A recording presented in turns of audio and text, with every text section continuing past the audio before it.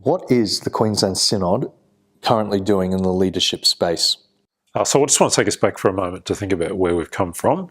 So as we gathered for the 32nd meeting of the Queensland Synod in May last year, we did a whole lot of work on what are our priority directions for the next few years. And leadership was one of those kind of 5 priority directions that we identified as something we really needed to focus on.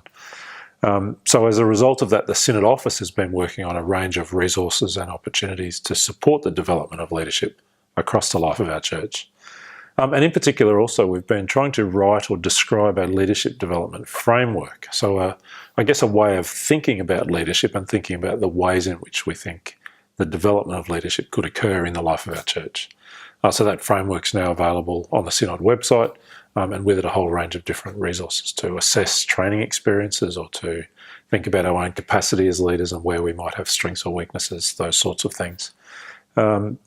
I wouldn't speak on behalf of Trinity College, but Trinity College have been really active in this space as well. In a sense, their motto has become developing mission-ready graduates, and so they're really thinking about leadership through that lens of what does it mean to be ready to engage in God's mission, and just rethinking the kinds of training experiences that are offered there. The other thing I'd want to mention coming up is the 33rd Synod meeting, and I'm really excited about a component of that gathering called Synod Inspired, a series of really practical workshops, developing our capacity to lead in areas such as discipleship or youth and children's ministry or connecting with our communities. So for those who are a part of that 33rd Synod meeting coming up in October, there'll be some really fantastic opportunities to explore leadership in a range of different ways, something that I'm really looking forward to. On a national level, how is the Queensland Synod collaborating with other synods and the Assembly on leadership development? So it's no surprise that we're not the only people in the world that are thinking about leadership. And certainly right across the Uniting Church in Australia, this is a conversation that's taking place. So we're working really hard on relationships with other synods, and in particular South Australia and Victoria and Tasmania and New South Wales and the ACT, on a national collaboration around leadership development. That's a collaboration that will have some really practical components, and I'll talk about a couple of those in a moment, but also just about us sharing, in a sense, what we understand by leadership and what leadership looks like in a church context, and really drawing on the best that each of the synods have to offer. So there's formal partnership, but there's some practical shared training experiences that are evolving as well. What is the Queensland Synod currently doing to develop executive leaders? So this is one of those areas where that national partnership is really going to bear some fruit. So, we might be able to say that in the Uniting Church, we haven't always been the best at developing our own people to prepare them for executive kind of leadership roles. So roles like General Secretary or Associate General Secretary or Directors of Mission in an agency context. So we're working really hard with South Australia and Victoria and Tasmanian synods to develop a specific Uniting Church executive leadership training program. That's a program that'll kick off in the new year, and it'll run sort of as a postgraduate course over a couple of years. But it's really about preparing people to move into those kinds of executive roles or equipping people who are already in them. It's a complicated world we live in, the way that governance kind of happens and the environment in which leadership is expressed at that executive level is shifting quite quickly. So this is our attempt to prepare people and equip people for those kinds of roles. So what is the Queensland Synod currently doing to develop the leadership of ministers? So this is probably the area we've been most active. We've been running a leadership development program for ministers and chaplains and other people in ministry roles over the last couple of years. It's taken the shape of an 18-month postgraduate certificate course that explores leadership from a Christian perspective, the way organisations change, the best practice around leadership, those sorts of things. So our first group of students graduated just a couple of months ago at the end of June. Our second group are still in the course at the moment and will finish at the end of this year. And we're just about to go out and advertise to engage a third group of students to start in the new year. So that's been a really exciting course. 3 other things I would want to mention.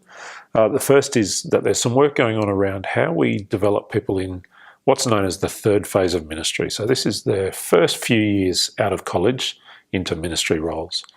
So just having a real rethink about how we support and equip and encourage people in those crucial years.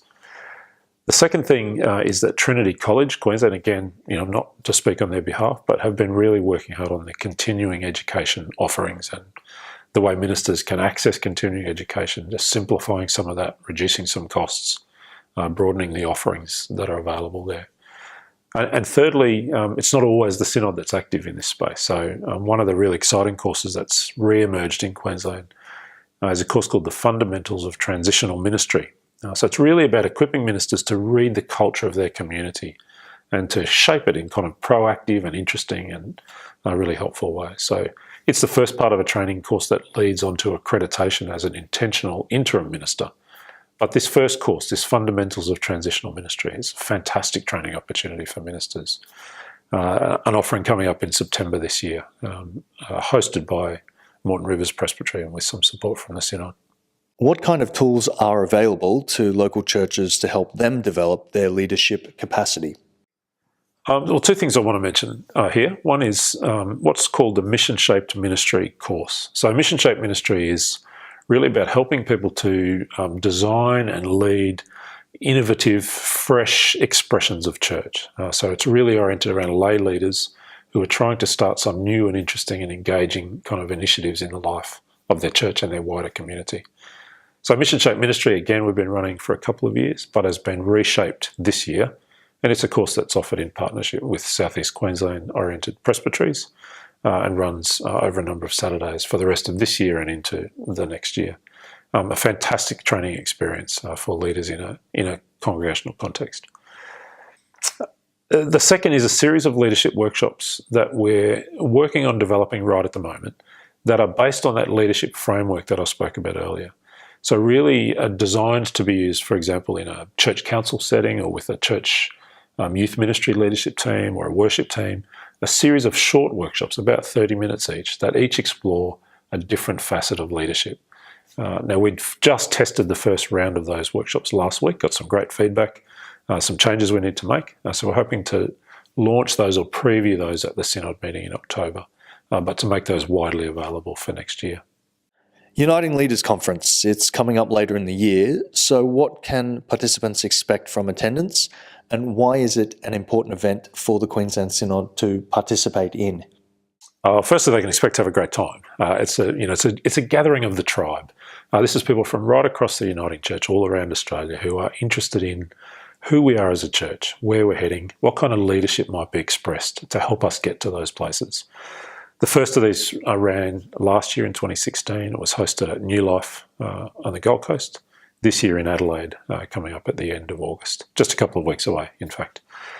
What it offers is an exposure to, a wide range of teaching from leaders and teachers and practitioners in leadership from all around the world.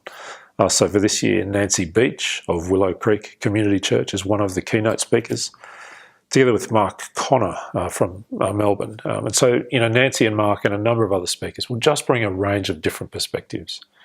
I think, having our leaders exposed to that range of different perspectives is really important for us. And so, along with Uniting Leaders, I think about people in our community who've been a part of an international festival of homiletics, who participate in the Hillsong Conference or the Global Leadership Summit.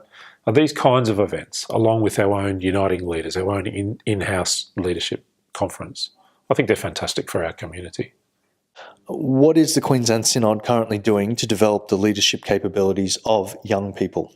So I want to reinforce that point that it's not only the Synod that's active in this space. And so I'll talk in a moment about some things that are happening outside of the Synod. But in particular, some of the things that we're trying to do are encourage this series of events or camps, so things like Easter Madness, Country Madness that ran for the first time this year, a young adults camp that's in planning for early in 2018. This series of events and opportunities and experiences that include within the life of them some leadership development training, but also an opportunity for young people to actually lead in those contexts. Presbyteries around the state are involved in this space in a range of different ways. Some of the South East Queensland presbyteries lead a program called Renovators, equipping and training and developing youth leaders and young leaders. I even think it's something as simple as day camp. We think of day camp as being for the kids, but every time we run a day camp, there are probably dozens of teenagers and young adults expressing leadership. My own kids were a part of the leadership team at Oxley Day Camp just a few weeks ago. And, to be able to watch them go off each day and express and offer leadership into that space of day camp, it's a real development opportunity for them.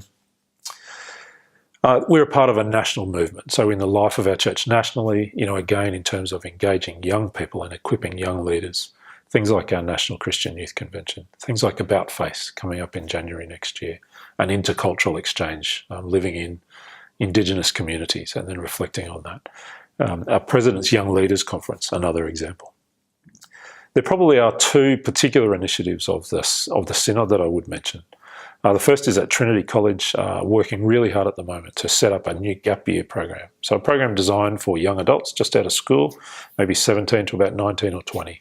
A 12-month-long experience, some training, some great experiences, an international trip, some really practical stuff, learning how to be a barista, got to have good coffee, all of these sorts of things. So, really about challenging that group of 17, 18, 19-year-olds to do something really interesting in that kind of gap year stage of life. And the other is our Next Gen Arise initiative. So this is a program that's led by one of our team, Noah Kim, which is about engaging young adults in leadership, and particularly young adults from a range of cultural backgrounds, but all young adults, and giving them some practical skills, some experiences, gathering them as community to encourage and inspire. So Next Gen Arise is the second of those.